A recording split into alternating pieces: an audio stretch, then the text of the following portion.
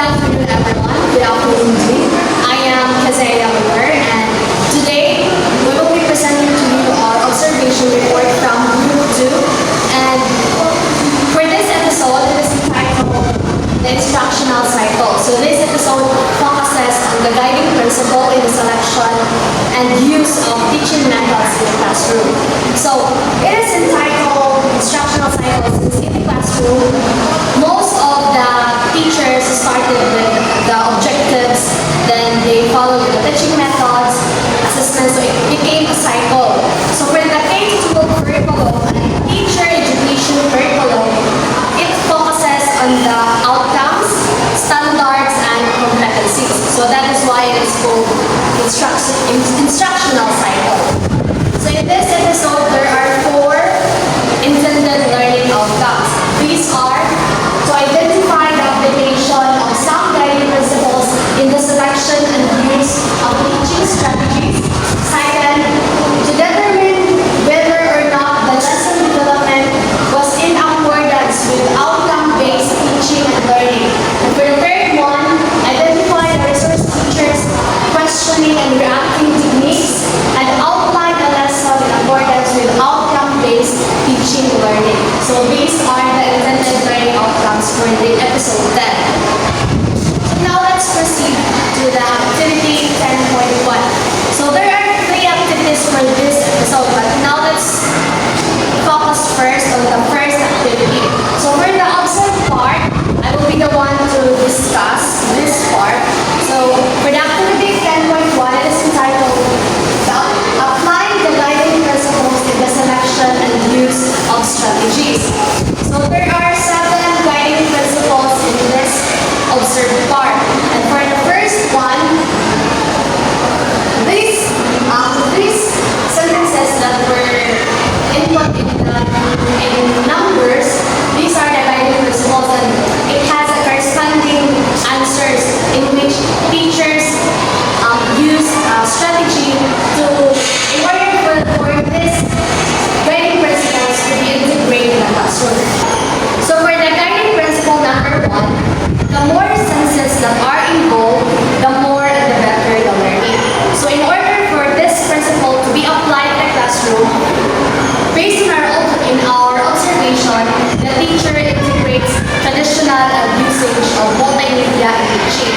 So there are many senses that were involved in the classroom since gamit ang cognitive sa students, okay, for the motivational part, nagpa-activity sa ang teacher, which is ipa-answer sila sa i-grouping sila, mag-answer sila sa board, and then nag-gamit ko ng PowerPoint presentation, combination sa traditional and multimedia usage.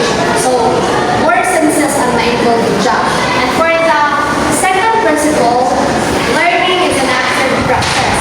So, teacher groups the students for the motivational activity and let the student wrote their answers on the board. So, this activity makes the learning active because the students became more participative. They wanted to participate in the activity since daghan ng activities na they integrate teacher. So for the motivational part, to improve ang students, then ay equation na ihatag ang teacher. The correct answer is ilang ibutang sa board. So active ka as daming sa mga students.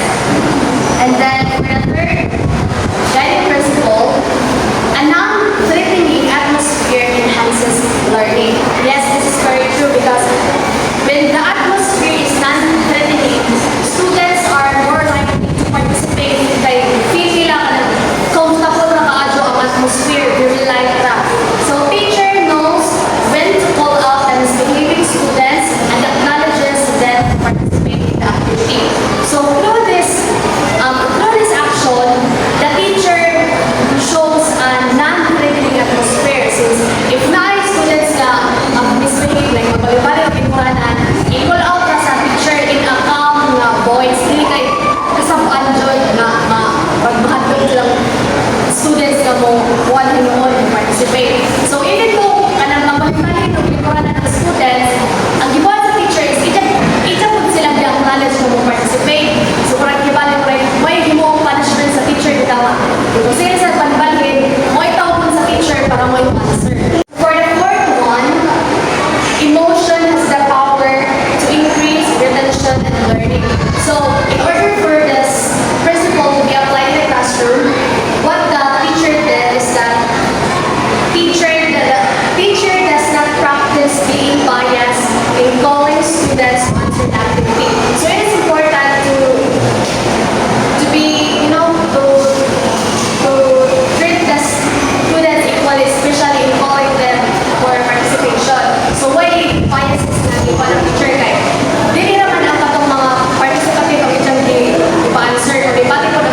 students sa taba para ma-encourage sila makakawag. So, emotion is the power to increase retention and learning journey when the teacher is empathetic bitaw, if makita po sa ang student not feeling well, so makatawag po sa mga students na makapil sila kanang they are valued and cared po sa mga sila pamaki na. And for the fifth one, good teaching goes beyond recall of information. So students will be able to teach their peers what is the correct process of answering the question. So, kanin sa mga guiding principle, it was observed by us na good teaching dyan ang pagtundo sa teacher kay even though kung sa nag-discuss, ang students, makatundo silang mga peers, silang classmates nga, ang mga isa po mapag-solve, ay na may iba daw palakibang po sa proper na mag-answer, then ang ilang mga classmates mo na yung budlo. So, makain na good teaching sila kay naka-answer man ang mga students. And for the sixth principle, learning is meaningful when it is connected to students' everyday life.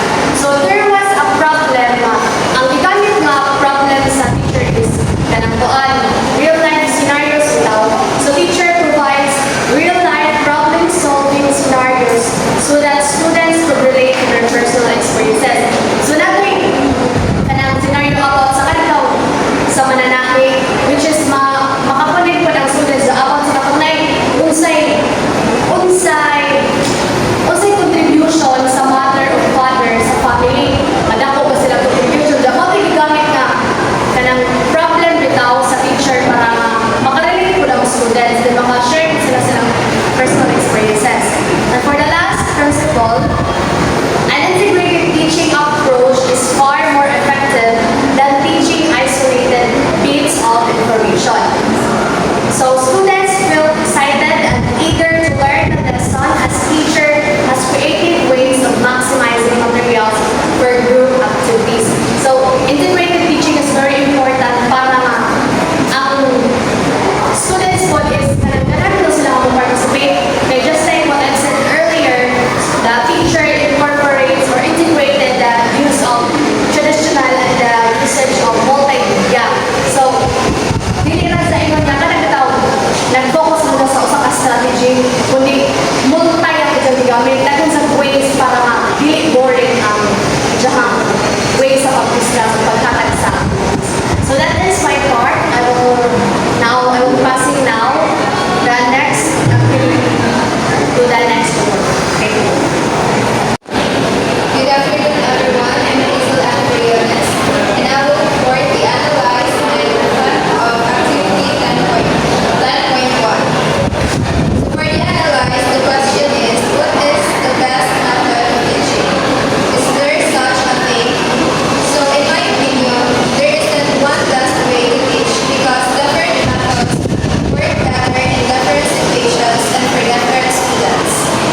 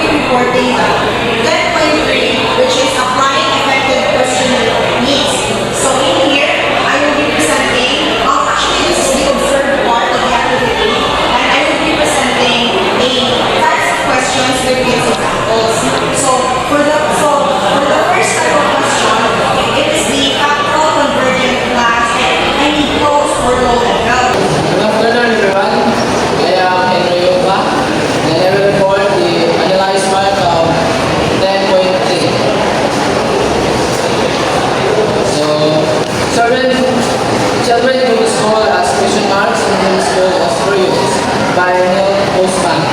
So, I know all of us we have an idea about this quote, but let me share my idea about this quote. So, the children go to school with a lot of curiosity. We are full of questions in their mind. Then they leave school with a knowledge and understanding, or shall we say, we have the answers of their questions. Then, may pangutanan rin yung questions rin. Does this have something to do with the type of questions that teacher asks and the questioning and writing technique that they employ? And yes, that too have something to do with the type of questions and the writing technique she employ inside the classroom. That is also one example of an effective questioning for the learners. Then using these techniques will not just provide the students what they need to know, but this will help them as to learning as they can respond to different levels of questioning, which also means that after going to school with so much questions in their head, they will go home with satisfaction. So thank you. Okay, good afternoon everyone. Good afternoon, Dean. My name is America Namora, and today I will be sharing to you our answer for the reflection on activity 10.3. Now the question is, what is the importance of using various reactive techniques? Now reactive techniques are the response mechanisms for teachers as emotional responses of students signifies how impactful and efficient a teacher's teaching methods are. These strategies enable students to express and increases confidence as it nurtures their social development. Now, through reactive techniques, teachers are able to identify or to distinguish whether the students really understood the topic or not, especially in how they participate in class, how they collaborate with their classmates, and how they cooperate as a class. Now, last but not the least, these are our artifacts for the Learning Episode 10. Now, we interviewed two teachers. One, the subject teacher of the classroom that we observed, and the principal of the school. Now, they taught us that OBTL, or outcome-based teaching learning, enable us, future educators, to distinguish whether the student really understood your teaching method or not.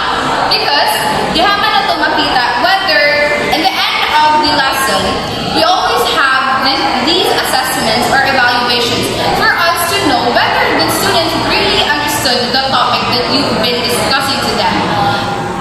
If ever the outcome of that evaluation or assessment is negative, then basically your teaching method is not as effective as you thought as it could be.